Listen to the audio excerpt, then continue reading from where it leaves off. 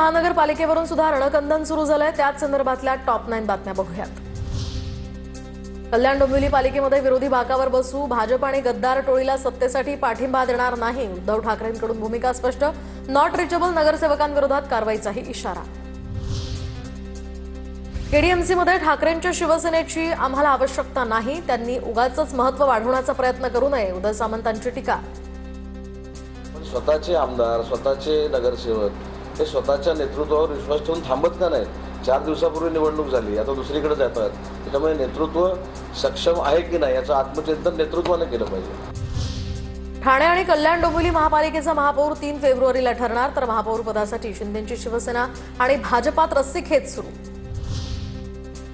कल्याणमधील ठाकरे सेनेचे नगरसेवक बेपत्ता प्रकरणी नगरसेवक मधुर म्हात्रे यांच्या वडिलांची पोलिसात तक्रार।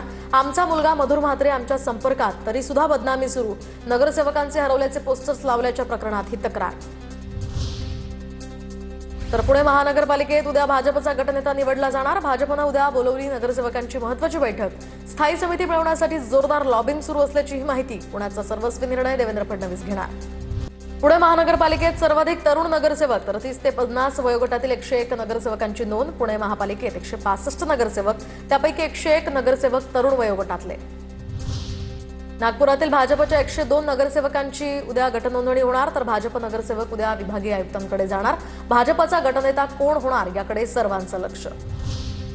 वसई विरार महानगरपालिकेत भाजपच्या गटनेतेपदी अशोक शेळके यांची निवड, तर येत्या बुधवारी नगरसेवकांची गटनोंदणी होणार। वसई विरार महानगरपालिकेत भाजपचे 43 नगरसेवक। छत्रपती संभाजीनगर महापालिका गटनेतेपदाचा सस्पेन्स कायम। गटनेतेपदासाठी अनेक इच्छुकांची मुंबईपर्यंत फिल्डिंग, मात्र राजकीय पक्षाकडून नियुक्तीला विलंब। आतापर्यंत विभागीय आयुक्तांकडे एकाही पक्षानं गट नोंदणी केली नसल्याची माहिती। तर सध्या जिल्हा परिषद निवडणुकांच्या आधीच सध्या वातावरण तापलेलं आहे। कुठे नेमकं काय घडतंय पाहूयात। 50% आरक्षण मर्यादा ओलांडलेल्या जिल्हा परिषदेच्या निवडणुकीसंदर्भात उद्याही सुप्रीम कोर्टात सुनावणी नाहीच। सुप्रीम कोर्टाच्या उद्याच्या या कामकाज यादीमध्ये या प्रकरणाचा समावेश नाही। मुख्यमंत्री देवेंद्र फडणवीसांनी निवडणूक असलेल्या 12 जिल्हा परिषदांची मागवली सखोल माहिती, तर या जिल्हा परिषदांमध्ये झालेली विकास कामं, खर्च झालेल्या निधीसंदर्भात सीईओ कडून माहिती मागवली आहे। साताऱ्यामध्ये शिंदेंची शिवसेना स्वबळावर लढणार। जिल्हा परिषद निवडणुकीत मित्रपक्षांचा युतीसाठी प्रतिसाद नाही, तर 27 जानेवारीपर्यंत युतीसाठी वाट पाहणार, शंभूराज देसाईंची माहिती। प्रयत्न केली, अजून आता एक दिवस 27 तारखेला माघारीला शिल्लक आहे, पण अजून सुद्धा काही ठिकाणी तडजोड होऊ शकते।